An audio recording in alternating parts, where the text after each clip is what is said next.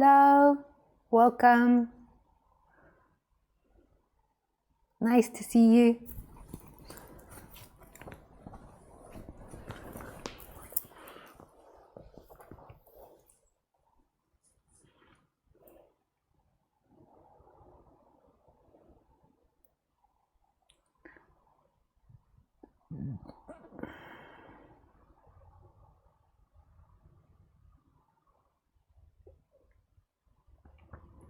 So if this is the first time you've ever been to one of my online streams, I'll tell you how it works. If you want to ask me a question, then you do so through Skype, and you can friend me on Skype now. My Skype address is Lisa Cairns 12. You can find it in the box below. And you can either write the question or you can call in. And if you call in, could you use a headset with a microphone so that there isn't any echo and it's good quality, and make sure that you've got good quality, that your internet is strong enough to have the conversation. And just be aware, if you call in and you ask questions, that you are putting yourself out there on the internet, and it's a fair amount of work for me to edit the video afterwards if you freak out or become afraid like afterwards that you've overexposed yourself or you said too much. So I just encourage you to be conscious about what you're going to share on this stream.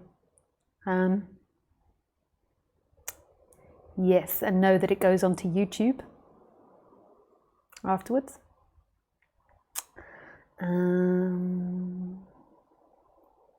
I can't remember all the other things I say. I think I normally then list my events that I'm doing, but I'm not doing any events at the moment, so there's nothing to list.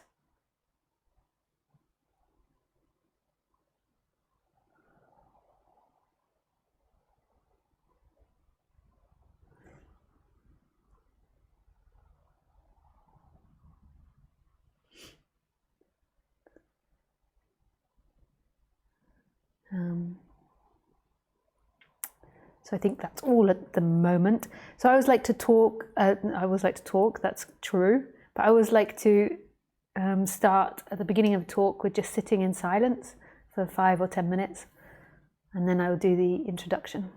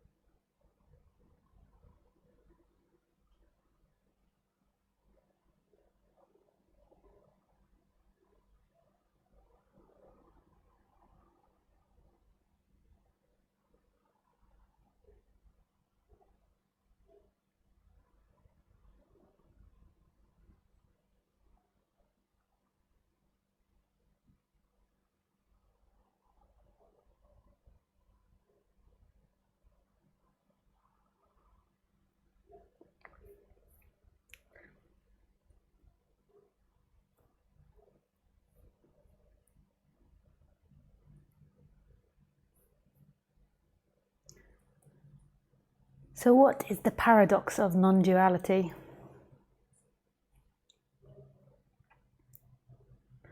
The paradox of non-duality is that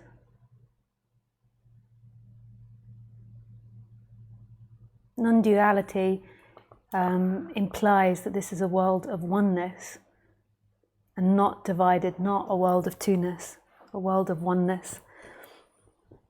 Whereas how it seems to most people is that this world is made up of many things. So it's like you can count them: the sofa, the cup, the Lisa, the bag, the table, the computer, the camera, the light, the window, the fan, the feet, the telly, the cabinet.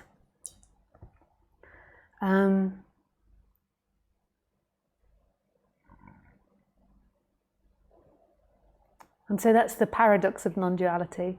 The non-duality's fundamental truth that this is not a divided reality, that this reality is made up of one energy or one life force, and it appears as many.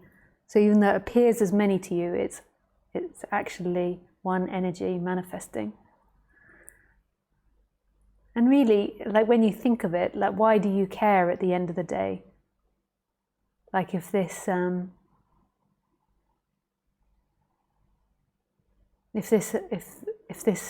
reality is oneness or divided, like what is in it for you? Like why are you investigating this, and why do you care about that?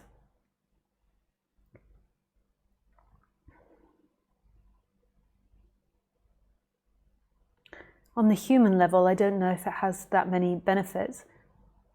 On the human level, psychologically, it might help you with certain ideas or certain beliefs about life, like predominantly about evil and outside and people hurting you, like seeing that it's one energy. So it might help with feelings of blame or feelings of dislike or hatred. But on the human level, I don't know if that information helps you that much, knowing that this isn't a divided reality. Like knowing it practically, intellectually. But energetically, shifting to non-duality makes a huge difference. Not to you, because who is this you? But this energetic shift makes a huge difference. Because it's a constant connection to source. It's this energetic shift in perception, where perception and the sense of being isn't held inside of your body anymore. It is everything. So it's this fundamental knowing, but not intellectually, that this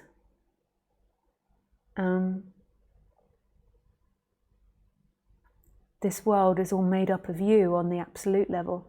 Everywhere you look is yourself. But that is talking from an energetic place. From the human perspective, from who you believe yourself to be in time, that information can give you, I suppose, a good sense about yourself as well, and a feeling of being bigger than yourself and being more important than what you are. And it also can decrease blame and hatred and guilt. But it's not, the shift doesn't happen on the human level. The human level is still a thing.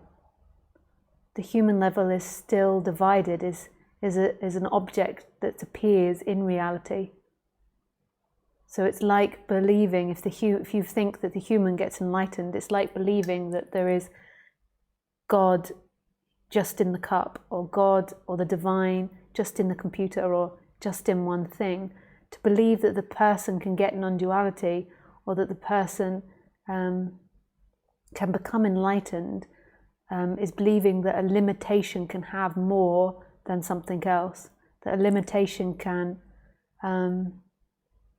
have more enlightenment or no enlightenment for itself. And all of that is in subject-object realm, because if you think about who is it that would know that they're enlightened, it's an object that would think about being enlightened. And all of that is dependent on a dualistic language. It's dependent on subject-object. So what is it that's beyond the character? What is it that wakes up beyond the character? Beyond you? There is this presence here that's always been here, this empty looking and this sense of beingness that's never left. Your whole life you've always had consciousness. Your whole life you've always had this sense of existing. That's never changed. And that actually isn't limited to inside the body. It's actually appearing everywhere and is everything.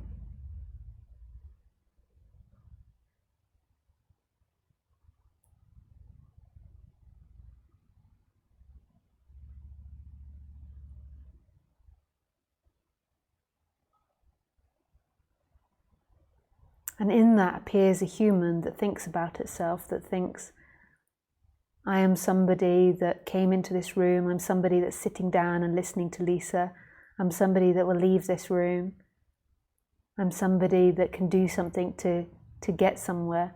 And all of that is in imagination, but there is something else that's always here, that's never moved.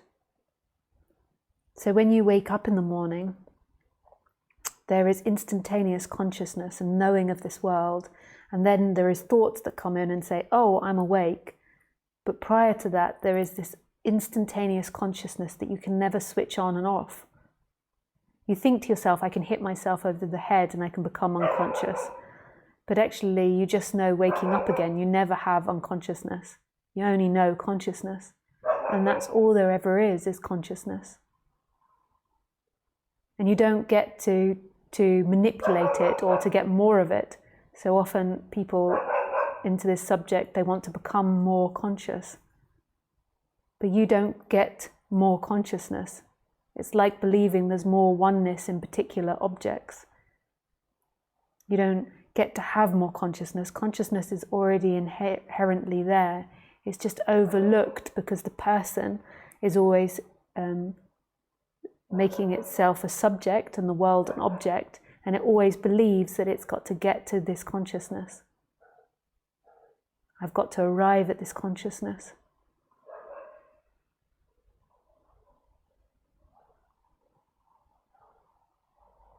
Where who is this I that you believe has got to arrive somewhere, that you believe is going to get to consciousness? Who is this I that rests in consciousness? Consciousness is your birthright. When you wake up in the morning and consciousness comes on, it's not like the person is sitting there prior to consciousness like, just let me type in the program for consciousness, send, and on comes consciousness. Who would be conscious of that? Consciousness is the fundamental, and then in that appears a person who then says, I'm unhappy, I'm not conscious enough, I want to be more conscious, I want to have more oneness. I'm stuck in the paradox of non-duality, I don't get non-duality. And it's never the person that gets it. The realization can shift the person, and there can be an effect that happens on the person in the spiritual search. But your essence isn't found in time, it's found right here. Right here.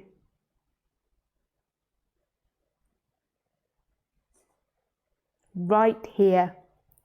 Right here.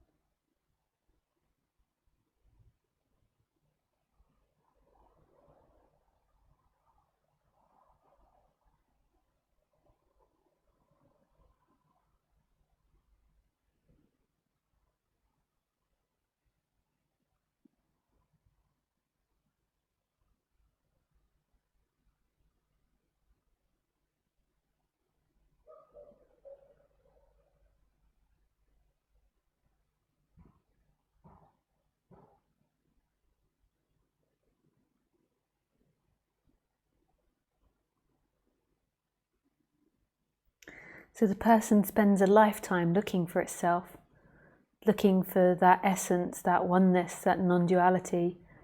It looks for it in money, in lovers, in clothes, in possessions, in high heels, in TV, in work, in success. It looks for it all over the place, and yet there it is, experiencing. It's the birthright of every being, right here. It never left. It's so free and pure and alive and present, and it's not divided from anything. And this is the oneness part, this is the paradox part, because your essence, the consciousness, is not separate from anything that it's experiencing. There is no consciousness that's prior to the mind and looking at the world. The world and consciousness are one and the same thing. And this consciousness is actually not a thing, no thing. It's not containable or obtainable. And the consciousness also comes with this sense of existence, this sense of being alive. Some people call it the I am, but it's not a personal I am, it's this sense that this is. And that sense that this is also everywhere. It's not contained inside the body.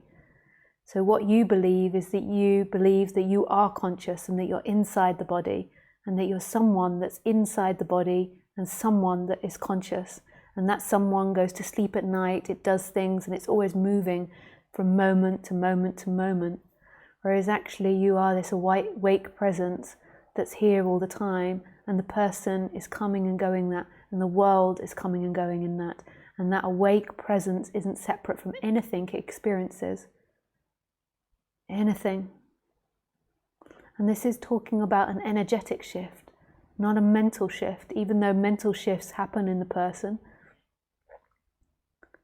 It's not a perspective shift, it's this energetic, from being limited to inside to being everywhere. Your essence, that consciousness. And that's the way it always was. Consciousness has always been everywhere. There is no consciousness that is aware of the world. There is only the world. It's just this person, this illusion that you've believed yourself to be, has always been telling yourself that the consciousness is inside the body, that you're alive and that you're conscious. So it's given that appearance. And as this energetic shift happens, you realize that this whole world is made of love. It's not this cold, scary world that you're in relationship to, that will eventually one day kill you and eat you and consume you. That it's all made from love, and it's like a kaleidoscope turning in on itself and changing from one form to another. And that's who you are.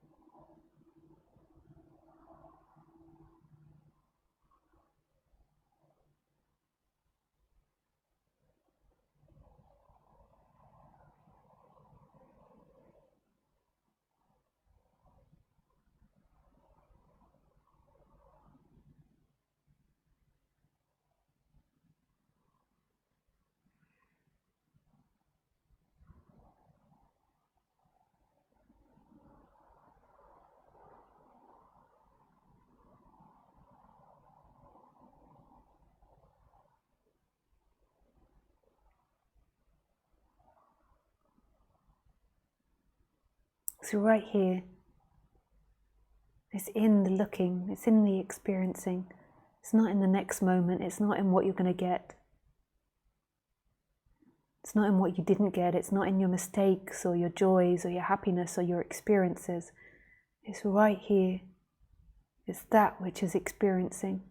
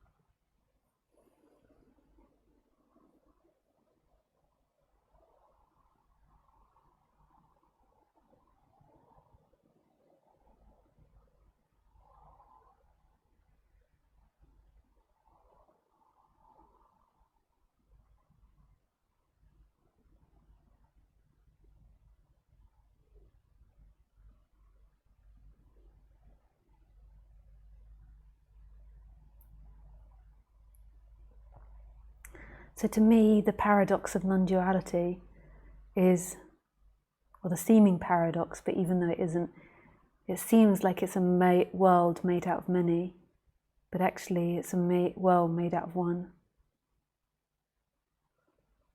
It's a beautiful paradox, if that's what we call it. So nice. So now I open it up. If anybody has any questions, they are welcome to ask questions.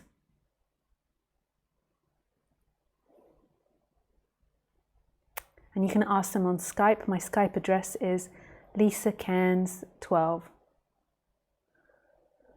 And you can either call in or you can write a question. Hey Nick.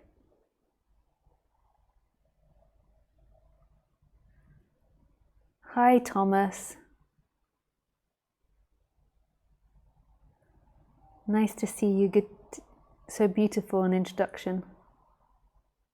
Hi Jordan. Hi Lisa. I have attracted someone in my life who is in relationship. I would like to understand why. At the same time, I become more aware of the seeking for love energy in my health. Heart. I spend time with it, going through it. Feel she wants to heal and avoid the difficulty of her actual relation with which may end. Thanks a lot for what's sharing here. Hey Jordan. So when we forget ourselves, that who we are is this love, is this presence, is what's happening right now, this consciousness which is all things and no thing, and this presence, when we forget that, what we do is we begin to fixate on pleasure and pain. And we begin to believe that getting something in pleasure will bring you back to wholeness, because you remember wholeness, you know it from throughout your life. There's a sense of it. You can only seek for something if you know vaguely what you're seeking for. Like if we try to imagine something that we don't know exists, it's impossible to seek for it. So in part, there's a knowing of this wholeness. And then what you do is you project that on pleasure, you will get home, but it's not conscious. It's like this energy of agitation that you can't quite rest. And then when your heart aches, so when you get your heart hurt, and so when you go into pain, you believe that that's what the problem is, that you're in pain, and that's what's keeping you away from wholeness. Again, it's not conscious that you're thinking it's keeping you away from wholeness. It's like an underlying unconscious agitation. So therefore you then get into this paradigm, and it starts quite early on, where you're constantly trying to maintain pleasure and avoid pain. So it's this constant seeking for pleasure and avoiding pain. And how is it that we experience pleasure? We experience pleasure predominantly through our chakra system. So obviously you can feel pleasure from touch of the body and from taste, but predominantly that's interpreted through our chakra system. So the fact that you've identified the pain comes in your heart currently,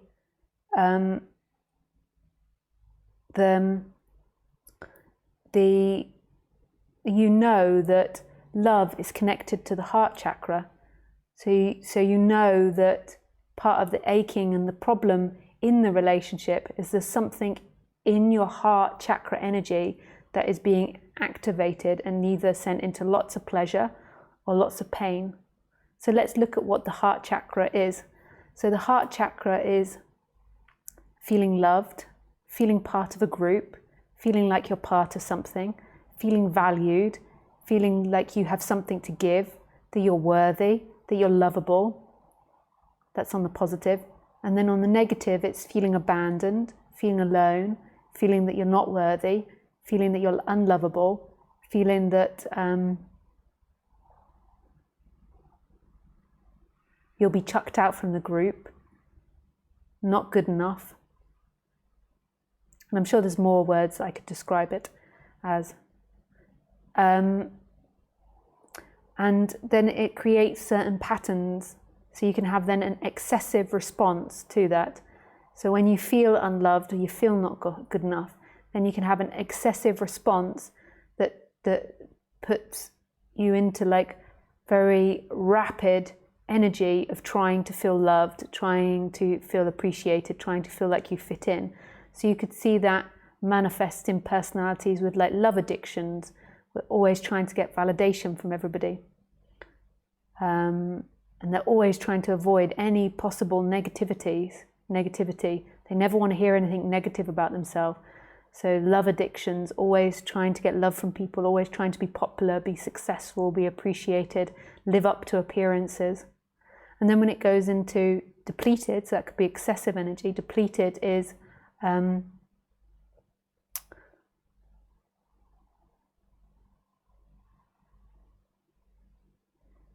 somebody that puts themselves into situations where they're not valued, where they're put down, where they're not recognized for their beauty, where they don't think they're worthy to feel that, where they constantly feel like they're being criticized or judged or put down or scrutinized. So there's two different scenarios. So what you could also have in the deficient area is putting yourself in relationships where the other doesn't love you. Then if we go back to the actual what it is you want, what it is you want is this moment right here. So that seeking for the lady, for the love, for the appreciation is actually, you just want to come home. And having her in your life is simply a pleasure or a pain. And it's a beautiful pleasure and pain. But what you truly, deeply want is to know yourself as this non-divided reality, which is beyond the personal structure and beyond the chakra system and the pleasure-pain senses. It's this energetic shift from being singular to being everything. And that comes from recognizing that that which is experiencing this life, that which is experiencing the chakras, the personality structure, is actually everything. It isn't behind, it isn't locked inside the body, it is in everything that's appearing. And so that's that. And then I want to also going on to the relationship. It's all down to you, to what you do. But I would say one of the most fundamental qualities in a relationship is trust. I never knew this as a younger person. I never realized it was possible to really trust somebody. And I never realized how important that was in the relationship, in an intimate relationship, is trust. If you form a relationship with someone where they're cheating on their partner, no matter what they do in the future, no matter how many times they tell you they won't do it to you, you will never ever fully be able to trust them. And that's nothing to do with non-duality. This is a human dynamic. And you can't release enough karma to be able to trust them. And trust is the most important thing in the relationship, from my perspective, but from many people's perspective. My parents always used to tell that to me. I always heard people saying it and I never really listened. And it's not that if you release your karma or if you release energy in your chakra system that you'll get over it and you'll one day trust them. When somebody has broken trust and you've witnessed them breaking trust, you can't erase that out of your memory.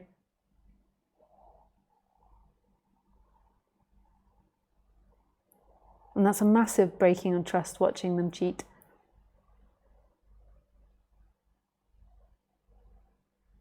It will mean that if you persist with the relationship, you'll have conflict, because even though you maybe can't admit it consciously, it will always be an issue for you. It will come up in arguments again and again. Trust is so important. And I'm not talking about forgiveness. I'm talking about trust. And it's really important to be trustworthy to people. It's a really important quality. I never really valued the importance of it because I got into non-duality. I thought if I released my karma connected to trust, if I forgave enough, or if I got over the thought that I needed trust, then it wasn't important in relationships. And then as I got older, I began to realize it is actually really important in relationships, not for a spiritual reason, not as something that you've got to get over spiritually, but because this is someone that you're going to share your life with, you're going to share all your money with. You need to be able to trust them. Like, you're going to share everything with them, your money, your intimacy, your friendships. Thank you. I do not feel I will be able to trust her in the future. Yeah, so what's the point? Like, it's down to you, Jordan, what you do, but the more that you invest time with her, the more that you'll find it harder to move away from her. The more intimate you come with her. Because we're like that, we bond with people, and then after you spend a long period of time with them, it's difficult to leave that bond for a lot of people. But it's down to you, and you've got to live out your karma, and if your karma is to live that out. I had to live out many relationships where I didn't trust the person. And for good reasons, like I'd witnessed them doing things that were untrustworthy. And then I thought it was my issue as a woman, and I've got to release this distrust of men and get over it. And to an extent that was true. That's why they kept appearing in my life, to an extent. But there is another level where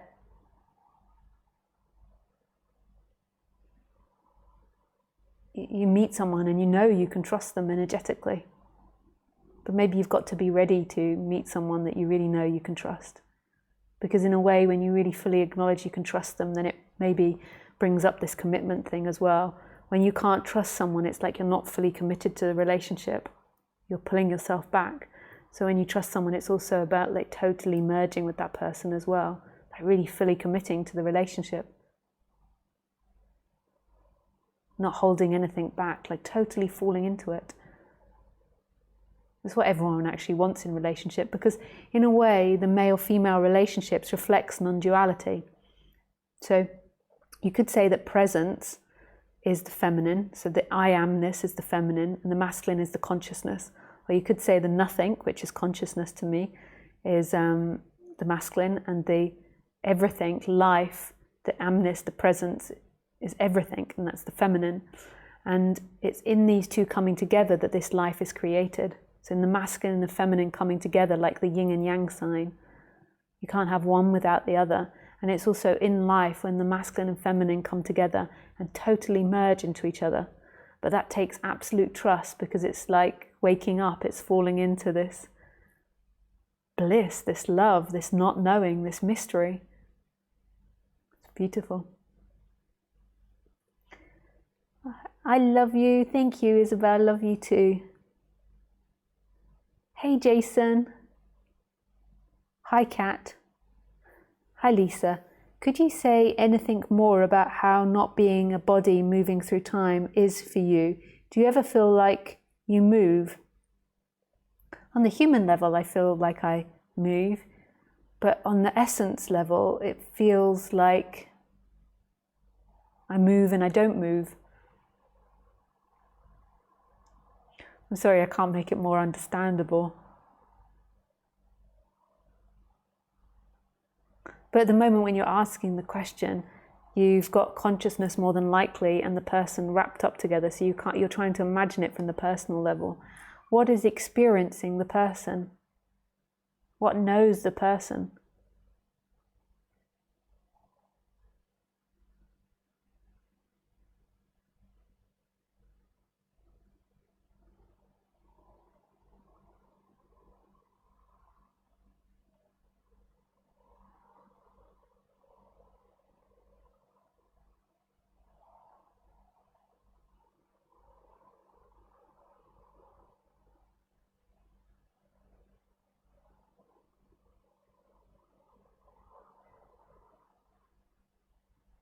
Thank you for your question. Hi, Fabrizio. Hi, Lisa. When can meditation practice lead to create more illusion? The illusion that I am someone out of my thoughts. If the one who sees is made up of the same material of what is perceived, how can the two be distinguished? When I dream at night, I fall into illusion that what it is seem to be heard or seen is something apart from me.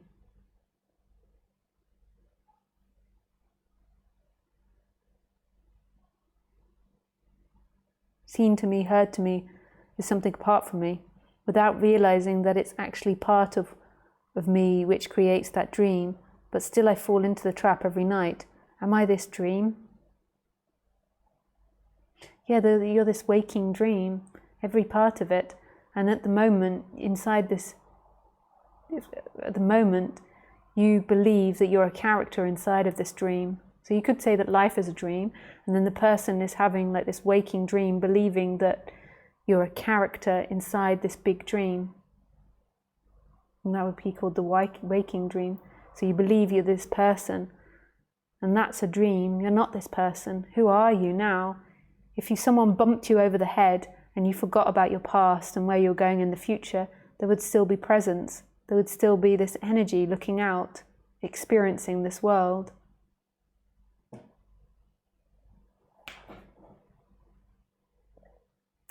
The illusion is that you believe you're doing the meditation practice and that you're getting somewhere. It's not that the meditation practice can be harmful or not harmful. It's what's happening. And the belief is that you're doing it. Who is this I that believes it's doing it? Who?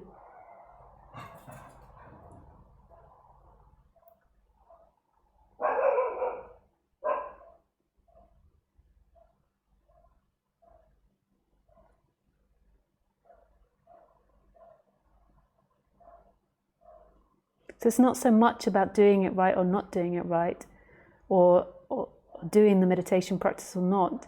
It's this belief that you are doing it and that you've got control over doing it, and that you are someone that's going to arrive somewhere from doing it. Meditation simply happens.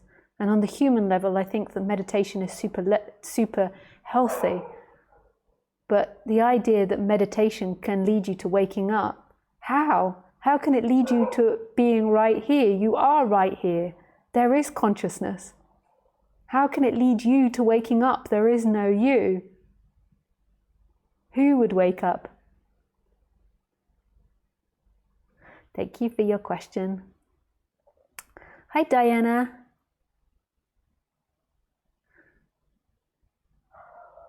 Hi, Lisa. I'm very grateful for your teachings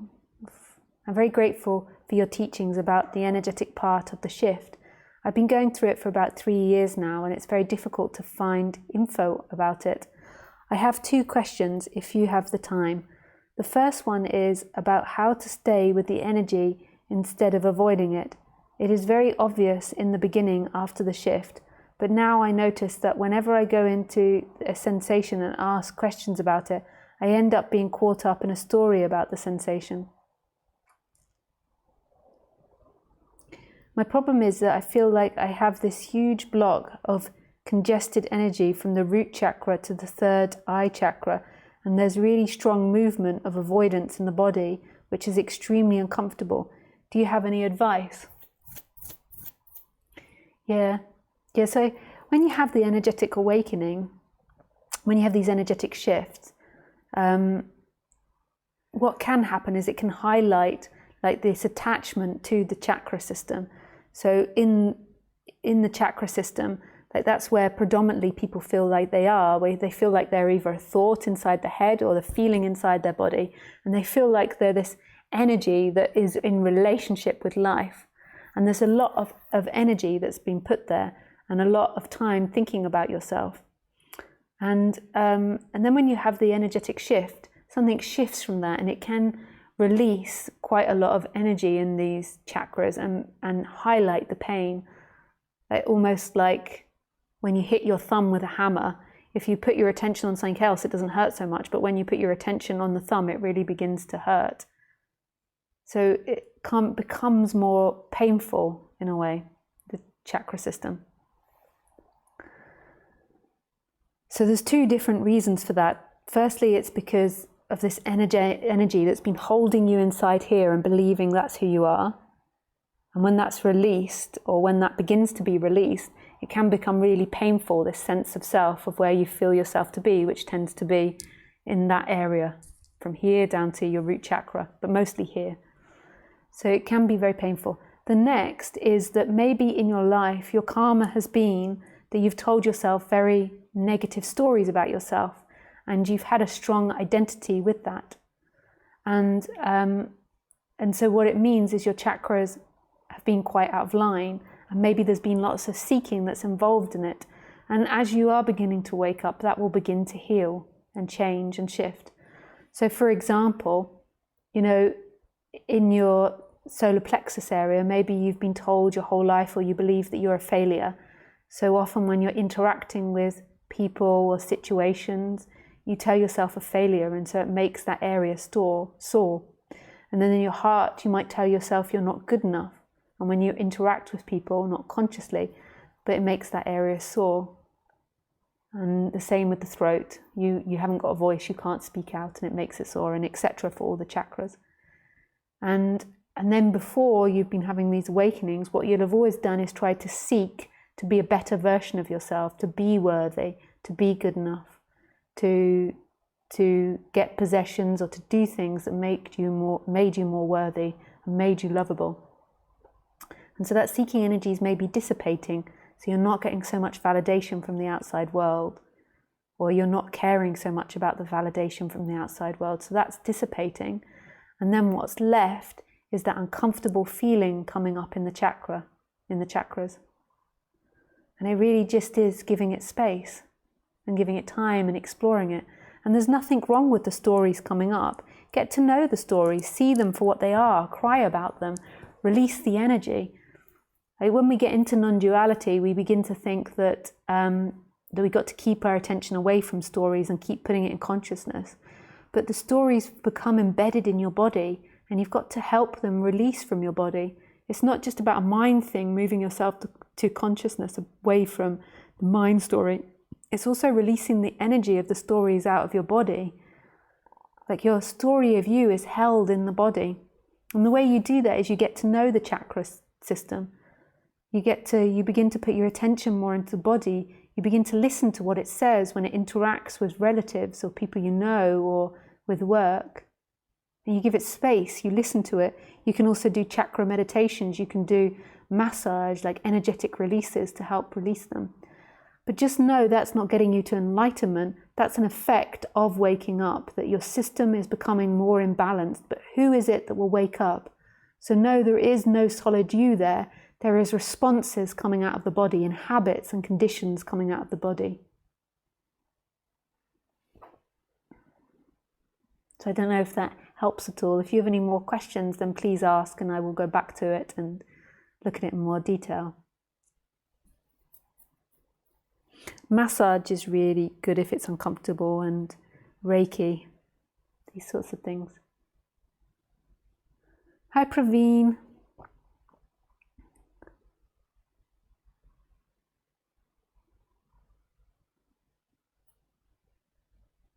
Hi Lisa. Last few days I have felt that I am not as affected by things around me that were affecting me before. The seeking is less. But I also see that I have less desire for spiritual seeking also. I'm not sure whether I am just turning out or I am genuinely experiencing more peace. I'm not sure what you mean by turning out.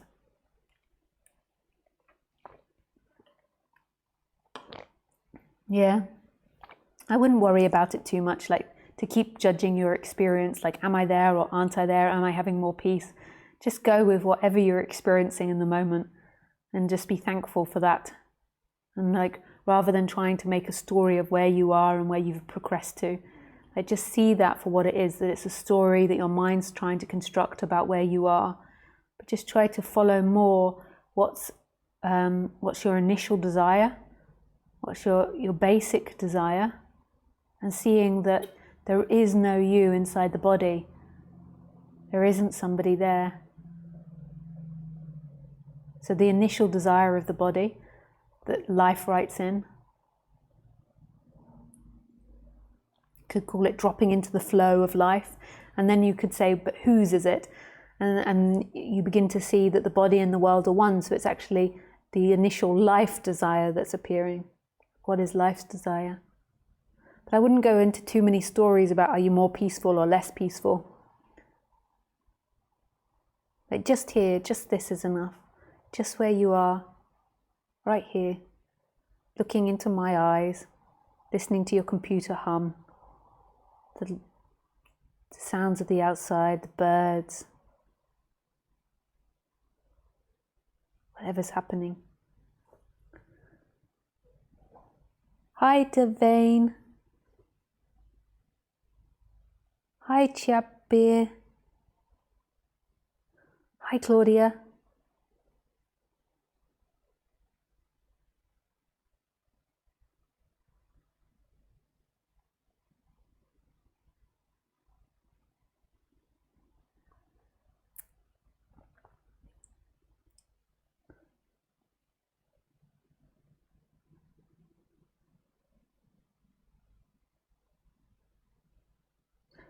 Hi Lisa. Do you think love in a relationship can change the other person? Can it be like alchemy, or this just wishful thinking? Yeah, I think that's seeking thinking, Claudia. I mean, yeah, I think that love can, but I think that that's most probably seeking thinking if you're thinking about your relationship and what you wrote before about the relationship, like a fear of breaking up or leaving it, or wanting it to evolve into something special or something. But yes, love.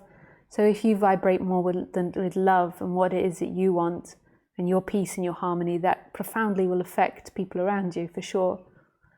But is that another hope that you can stay in that relationship? Is that another hope to try and keep the relationship for another reason?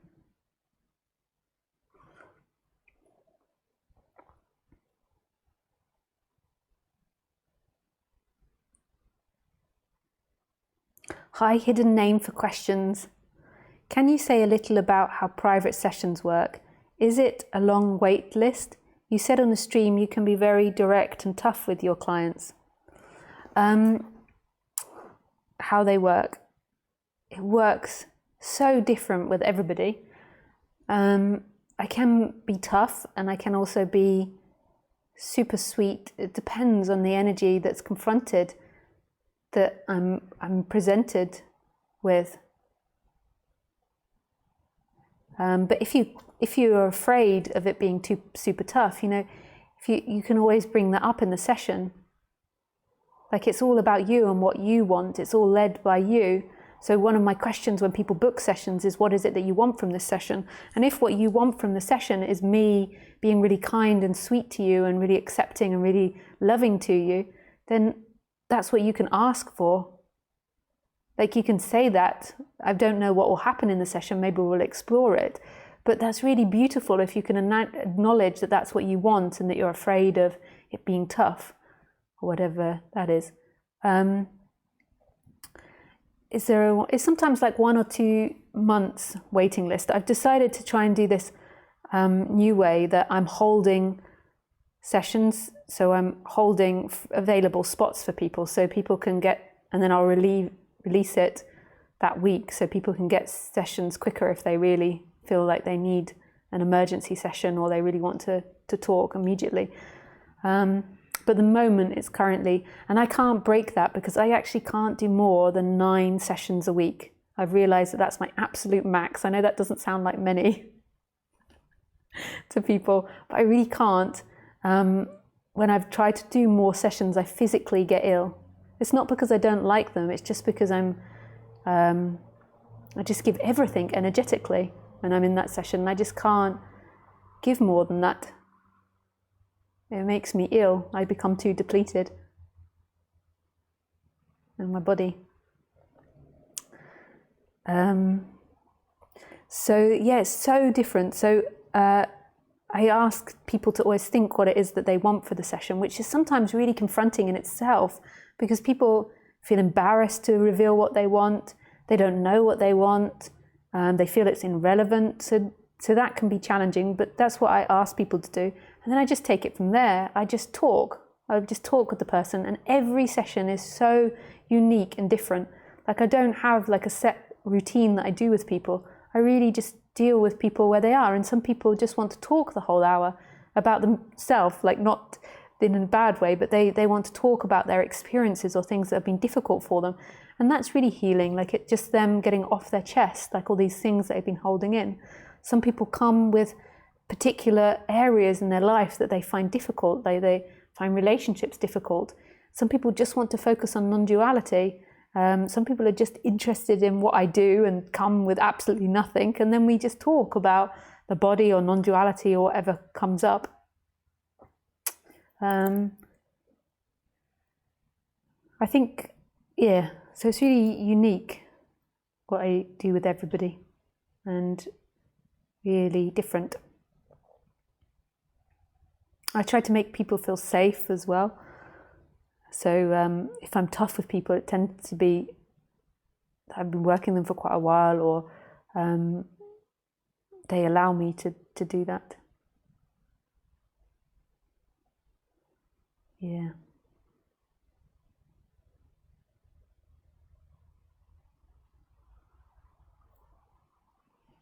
Thanks for your question. Hi, Diana. Yeah, it makes a lot of sense. Thank you so much. My other question is tied to stories, actually, specifically to creativity and writing. Do you feel like the place your writing comes from has changed since your shift? I've been writing narrative since I was a child, and I've always loved it, but it seems like a lot has fallen away since the shift in terms of archetypes or things I would have been excited to explore before. But maybe there's some avoidance in this too. I'm not sure what's going on. I would love to know what you think about it. So when I was 25 or 26, I think I had a big shift and I quit writing. I went to live in Australia and I quit writing, and it didn't come back until I was 35. So that's almost 10 years that it didn't come back for. And I only started writing again by coincidence. Somebody was writing a script which I thought was really bad, and I felt compassion for them and I felt like I could help them and do it. That sounds really arrogant, but that was what I studied and that's what I trained in, and I knew I'd also done quite well when I was younger with script writing, so there was a certain amount of confidence that I had, but I also, it was really quite bad, the script that I read. So so I did that for them, and then I started working for this company, and this company was continuously not satisfied and changing things, and I had to do so many redrafts, and then I did that for like that 9 or 10 months, and that actually got me back into writing and got me back into the flow of writing. And so since then, I'm now 39, so it's only been 4 years. I've just been practicing and exploring and writing more. And I'm currently writing a book, and it is different.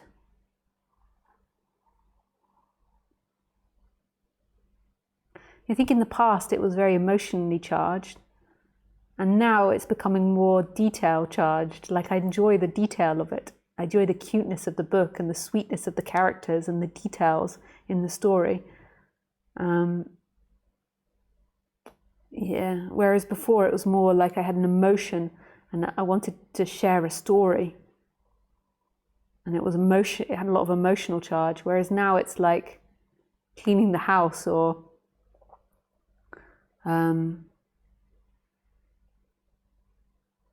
doing anything else. It's more focused on the detail. It's like, yeah, like the creativity of putting all the words together to make a sentence and how it would be interpreted, and then how that arcs into a story. Yeah. And I found it really great giving up writing for 10 years because so much of my identity was crafted around that. You know, I started acting and getting into playwriting when I was 7 years old, and play and I was always making up stories as a kid, and It was such a huge identity. I think I wrote my first play when I was 15, and just everything was about it. And it also gave me lots of depression as well. You know, when I left school, or the education system, how do I earn enough money and also write? And like trying to make money out of that as well. Enough money to survive out of that. It's very disempowering. So yeah. Is love consciousness? This is from Yardik. Yes, love is consciousness. There is love that you can feel in your chakra areas, but this is a love that's beyond the chakra areas. Thank you for your question.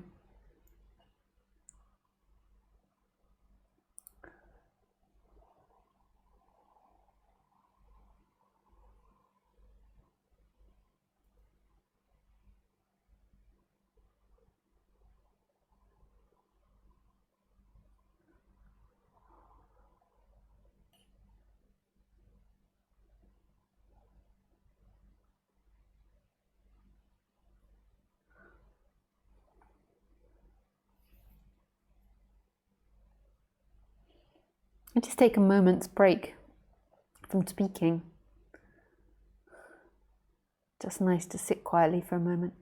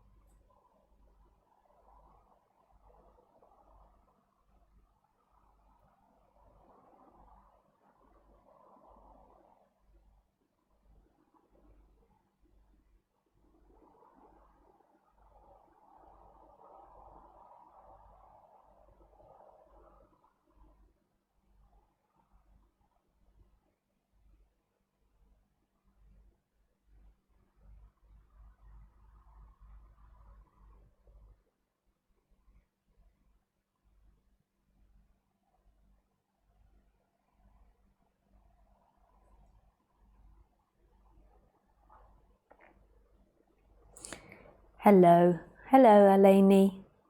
Does your person, Lisa, who appears to think, still make you uncomfortable at times? Or can you fall into the love at any time?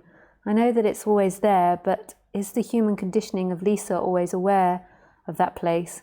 I'm just wondering about the relationship between the false self and the ultimate self. So this is what, in the beginning, firstly, Lisa can create discomfort. Like emotions can go out of whack. There can be discomfort. There can be arguments with my partner. There can be everything human possible. There can be mistakes. I can do everything. Last night I was sitting with my friend at dinner and he keeps laughing today about I turned to Khaleesi finally after she had been really badly behaved and went, "Khaleesi, you're embarrassing me." It's like I even get really embarrassed by Khaleesi. She was terrible last night. We went out. She was barking her head off at everything. Yeah. So I can even get embarrassed by a dog. Everything. So everything human. But let's go to this next part that you say is Lisa always aware of that consciousness? Now that's when you first get into this subject, you're always told you've got to put your awareness in consciousness. And you begin to believe that it's a practice that you've got to do and that is going to lead you to freedom, and that is in some way freedom. And at one point, your personal awareness will always be aware of the big consciousness. But that's actually not the same thing I talk about. That is a human meditation practice that's happening. What I'm actually talking about is this is the consciousness and this is the person. And it's not about this person constantly putting the attention in consciousness. It's about this consciousness shifting and becoming everything, and the person going into the background. So it's like this consciousness like sprawls out and goes everywhere. It used to be condensed and inside and behind, and then it goes out everywhere, and it's an energetic shift. So it's your essence stops hiding. And it's not anything about the person putting their attention into consciousness. That's a process that can happen that settles the person down, and that might happen prior to that shift. It's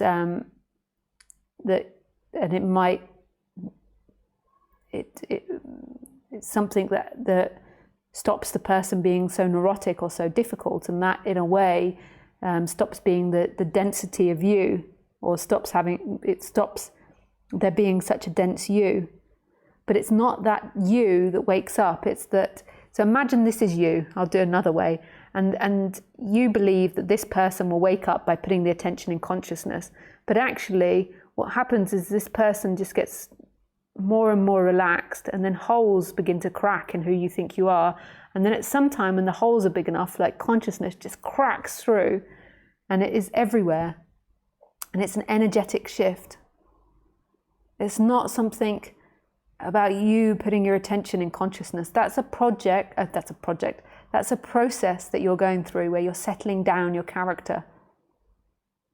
But it's not, that person doesn't wake up or become enlightened. That person is a functioning that was never you. And what happens is you believe it's you, and you believe it's got to melt back with consciousness. It's actually a functioning that's always meant to be there, but what's also happening is the consciousness is being suppressed and made to feel small. Your consciousness is huge and endless. And until you have an energetic awakening, you won't know what I'm talking about. And you most probably have had energetic awakenings, but you've not categorized them correctly, or I don't know. But until you have an energetic shift of some type, you won't believe it's possible. You wouldn't believe it's possible to experience this world completely differently, from a non-separated perspective. And then the character to carry on and still have issues about who cleaned the house, who did the washing up. I cooked 6 times this week.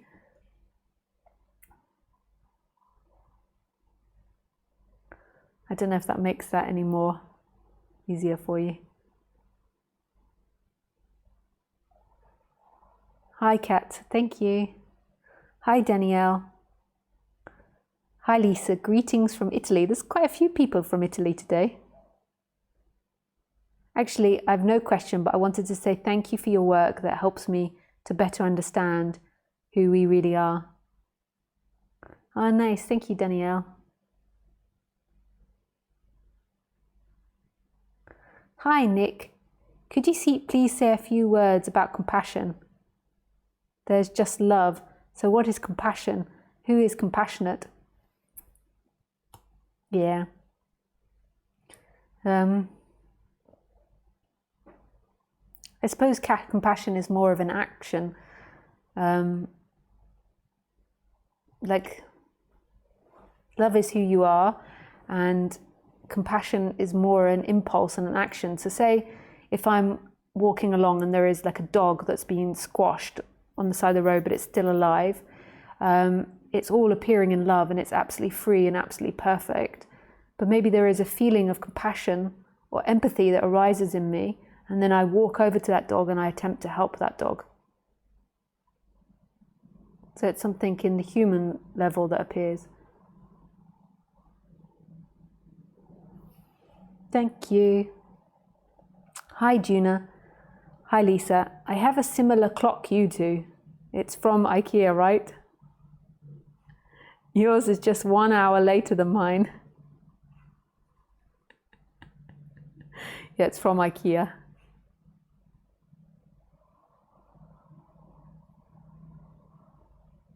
That chair is also from IKEA. No, that one. No, oh, that one. That chair is from IKEA.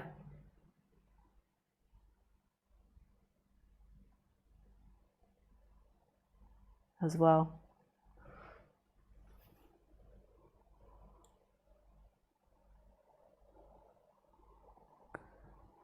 Lisa. Yes. Yes, yes, yes. Praveen, I have another question.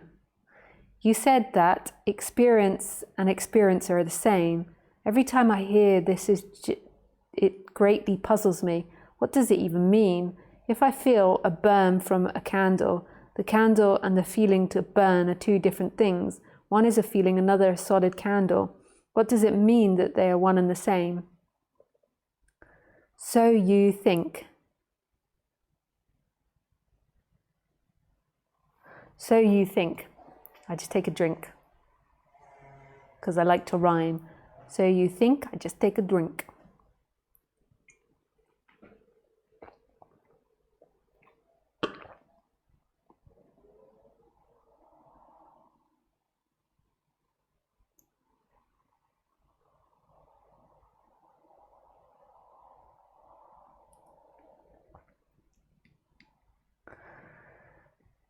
So that's a thought. So say if we have a candle, I have a candle here for an example. So you take a candle and say the candle was a light and I put my finger in there and I burnt it. What it appears to be is that there is two objects. There is my finger and there is a candle, and that I've burnt my finger on the candle and then I go, ow! And that's how we function as humans. Khaleesi she doesn't have such complicated thinking, but she still knows that flame hurts her, so she stays away from it. But she doesn't think there is a candle that can hurt me. It's more of an instinctual response that's happening. She doesn't really think. So if you took away your thinking mechanism, and I know it's really hard to imagine taking away thinking, is there a finger that can be burnt? And is there a candle that can burn you? What are they if you don't think about them? What do they become?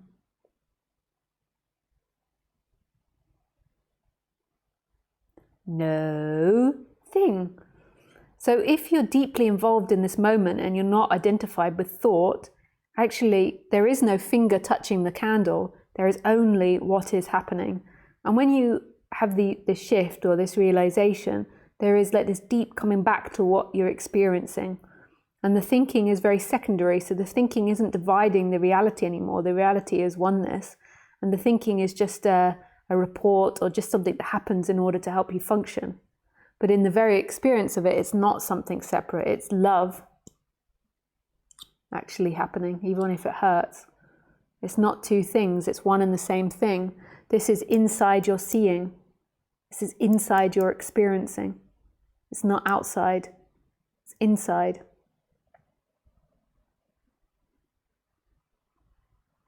And who you are isn't the body. Who you are is the experiencer. And the experiencer isn't separate from all things that are.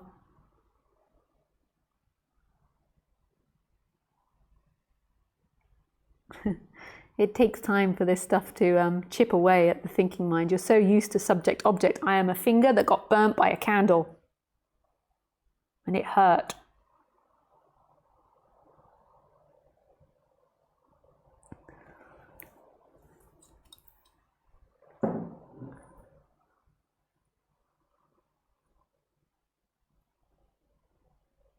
What are you right now? Your mystery. It's unknowable. All there is experiencing, and experiencing isn't separate from anything else. It's only separate when you think about it.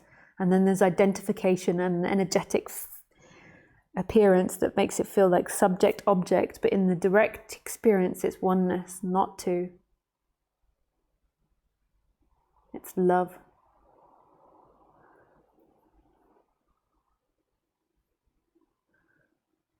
Just write if you've got any more comments about that. I know it's really like...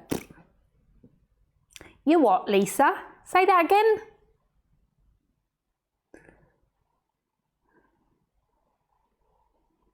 Sky. Oh man, Sky, that is a big question. Do you mind if I put on my computer to read it to you? To read it to us? rather than me having to speak out all that. Hey, Lisa. I think you are the right person to ask this question. This will be a bit long one. I had a strange experience some years back, and I'm still not sure I can put it into the right perspective context. Maybe you can help me with that? Kind of hard to explain, but I'll try my best. I was just walking on the street, in rather bad mood. Nothing was out of the ordinary. And suddenly, really hard to explain, it felt like everything around opened itself up, like I was experiencing totally a different dimension or something. Though everything looked usual, I was stoned and the only thought that was in my head was, people are not supposed to feel that. It was ground-shattering feeling, not like any other. I felt like there was no dark corner in my soul left, as if everything was exposed to some invisible light or something. I felt an XOS and blessed at the same time.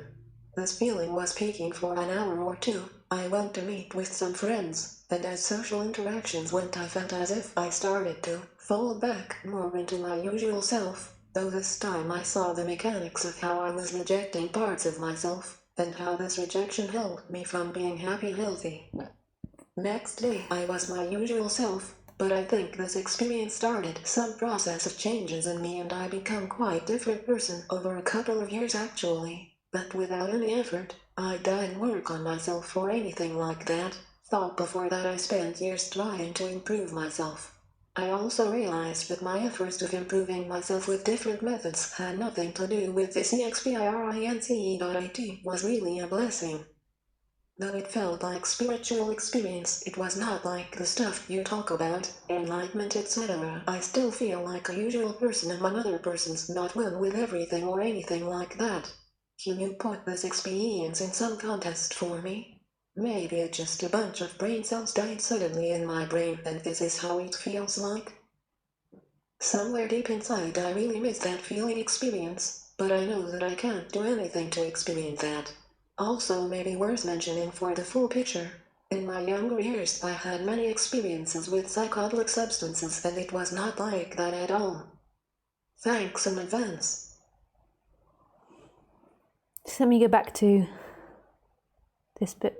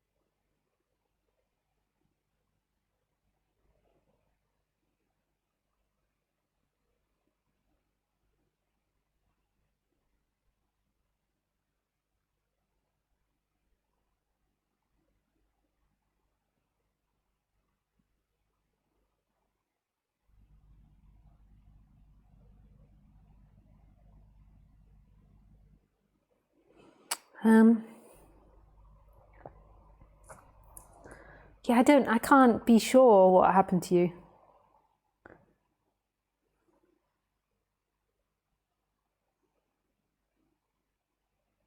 Like we can have all these different experiences and it's really hard to talk about these different experiences. To me, I would put that in the category of having an awakening experience, where you totally see that there is a light and love that's beyond you. And is you, is every part of you. And that is totally different from fixing the anxiety or fixing the bad mood or fixing the delusions of the person. It's beyond all of that. But I don't know if I can really contextualize it for you, because I don't know what that experience was. It's a mystery. It's something that you're going to have to live with and have experienced and know about, and just give it up to God. Would it help you if I did contextualize it better and put it into better language for you? And what is it that you're truly asking? Are you saying, is there anything that I can do to get there? again? Or can you confirm, Lisa, that there's nothing I can do to get there again? I think on the human level, work on personal dynamics and expand yourself, like expand your knowledge, your ideas, your energy. And then this shift will happen when it happens. Like you can't control it and you can't grab hold of it because it's nothing to do with you. You is appearing in it. You can listen to this subject and that's really beautiful. And I would recommend carrying on listening to this subject. But this idea of constantly trying to get to enlightenment or get to some sort of experience is simply ideas that pass and come and go in this freedom. And I wouldn't give them too much attention, or experiences that you've had. I don't know if that helps. Thank you for your question. I think I wasn't to believe that it was not some brain fart. Yeah, but people have said that to me, that something happened in my brain. I don't even care, like if it's like some short circuits.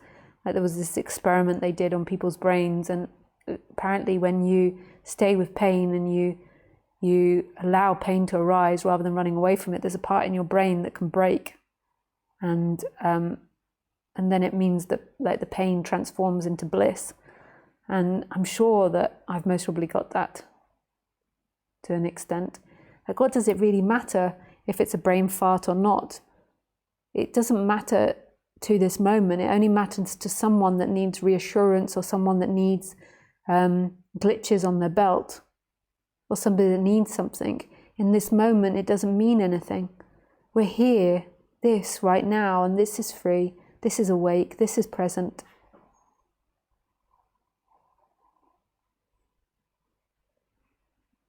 But it definitely healed me on many levels.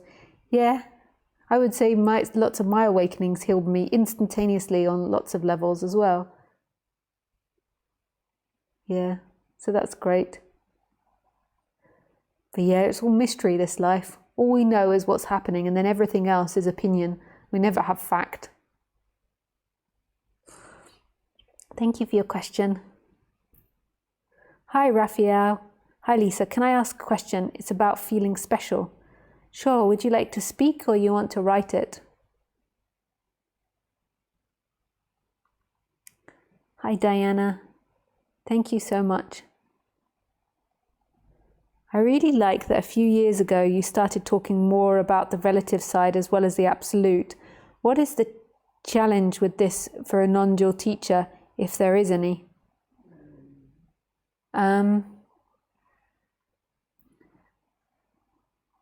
The nice thing about when you just talk about absolute non-duality is you're just sticking to one subject repetitively, and there's something really beautiful in that.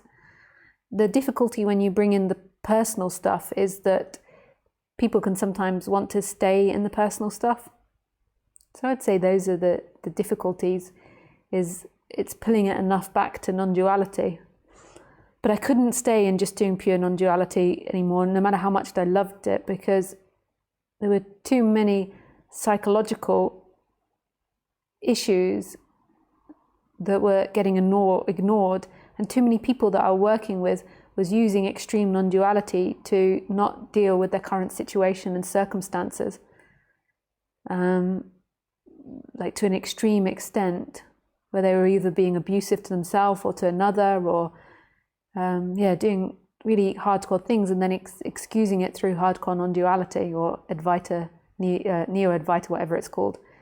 And that to me felt like so sad that it was being used in that way, and I just couldn't do that anymore. I couldn't ignore these things that I saw in people, so I had to bring in a softer way to speak to people, where I addressed both.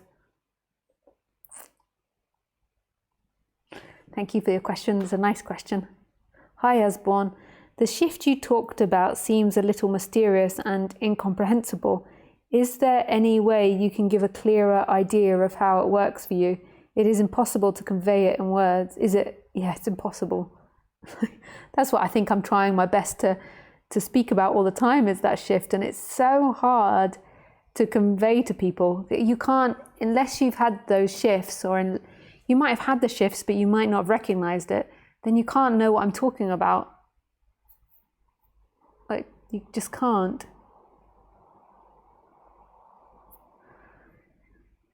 Thanks, Lisa. I love this subject and love how it flows through you, Lisa. Big love, thanks and love. Oh, thanks, Carmela.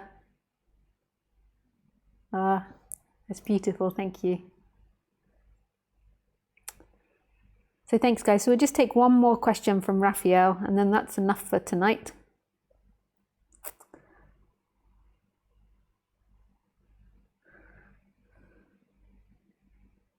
Just wait for Raphael to write his question. Yeah, thanks, Carmela. Do you know, there's something very beautiful about a woman appreciating the way I speak, because I can, yeah, it's just really beautiful. It's not that I don't appreciate men appreciating the talk, but it's just with women, there can often be like competition, or there can be this hierarchy in women. There can be so many reasons why women don't listen to other women, and it just really, in a way, for a lot of, you could say it would be easier for women to go and listen to male teachers, because you don't have to deal with like lots of different feelings that could arise. And there's something really beautiful about a woman that's listening, that repetitively listens and manages to open the heart to that rather than just reject it. Like I've in the past, you know, when I was a spiritual seeker, I tended to go to male teachers, and now when I'm doing things, I try to put effort into including the woman's perspective on it, because for lots of reasons, I was conditioned to listen to men. I also think that I had this dad thing, you know, so then I was attracted to male teachers. It was easier for me to get attention from a male teacher because I was young, blonde woman that went, and so I could get extra teachings or extra attention from the teacher. There was no competition. It tends to be that the opposite sex can be a little bit softer with you. You don't feel so afraid, it tends to be, of the opposite sex, because there is this sexual element there. So many reasons why I went to male teachers, and now I try to consciously, whether it be politically or whatever I'm reading or researching about, try and do it equally. So I'm conditioning myself to see from both perspectives. It's easy to just go, oh, well, there's more men teachers, or there's more this or more that, and to excuse it. But I think it's really helpful for the mind to get a masculine and a feminine perspective on all areas of our lives, because they're different perspectives. It's not in any way meaning to put down or derail masculine approach to this subject, or masculine approach to anything in society. I think that's also beautiful. But yeah, I just really love it when a female repetitively comes back and appreciates the talks. It really touches me. So I just share that. Still waiting for Raphael's question. He's now feeling like, oh, I don't have a question anymore, and he's feeling this pressure to have the question.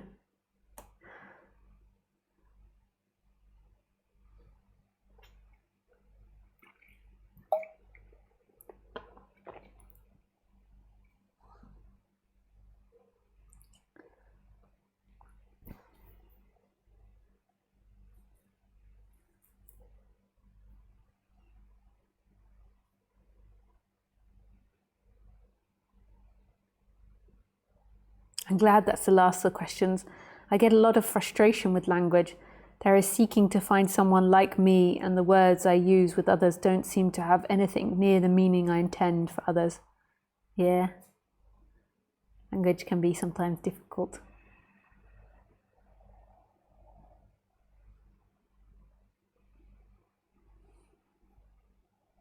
Yes, I totally understand and agree.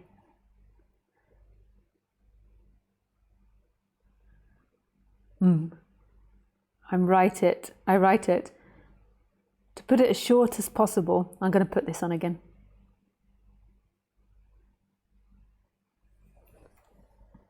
I write it, sweat grinning, to put it as short as possible. I've always been told I'm special, and in combination with non-duality and the experiences I have had, it pulls my mind in a spin. There is this really subtle tipping point where I see myself getting caught up in ideas of enlightenment and future ideas which are in no way realistic or grounded. It pulled my body and mind out of balance, into a sense of ecstasy of not feeling or being available or present.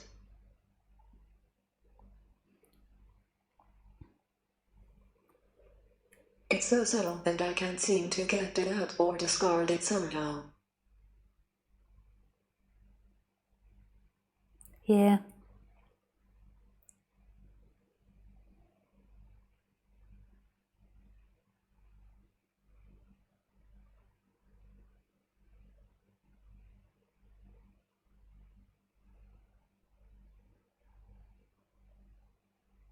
I think it's something that we have to explore like one-to-one. I don't think that's an easy subject that I can just off the hand comment about.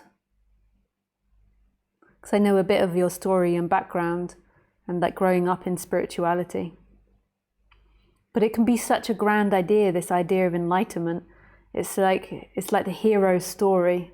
So it's a perfect archetype of that you've been downtrodden by life, and with your story as well of having spiritual parents, and then you go through this process of awakening, and then when you're awake you can save the rest of humanity. There's this whole big mythology that you can make out of it. It's like the perfect hero story, that you will combat your own mind and fight off the devil and come out made of light.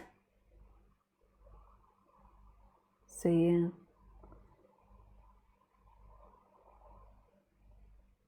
And I can imagine it's ultra complicated having spiritual teachers as parents. I think one of your grandma or something was a spiritual teacher.